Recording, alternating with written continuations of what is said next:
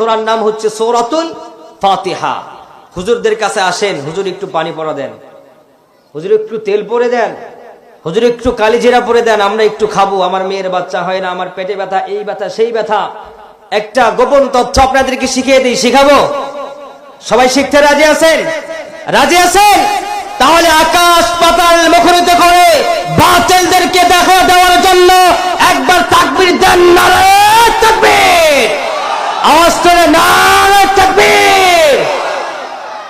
হুজুরের কাছে আসলে হুজুর আপনাদেরকে চুপচাপে এমনি করে একটা ফু দিয়ে দেয়। একেবারেই কঠিন রোগে আক্রান্ত হয়েছেন, বাংলাদেশে চিকিৎসা পান নাই, লন্ডনে, জাপানে, দুবাইতে, আমেরিকায় কোথাও আপনার চিকিৎসা নাই। আল্লাহর কোরআনের উপরে বিশ্বাস রেখে বলি, আল্লাহর উপরে কসম দিয়ে বললাম, প্রত্যেক দিন 5 ওয়াক্ত নামাজ পড়বেন, ফজরের নামাজের পরে 41 বার সূরা ফাতিহা পড়ে পানিতে দম দিয়া 41 দিন করে খাবেন, 41 দিন টানা খাবেন। আল্লাহর কসম, আপনার রোগ যিনি ভালো করে দেবেন তিনি কে? মুসলমান আওয়াজ দিয়ে বলেন, তিনি কে? আমাদের শব্দ যত বাড়বে, আমাদের আওয়াজ যত বাড়বে,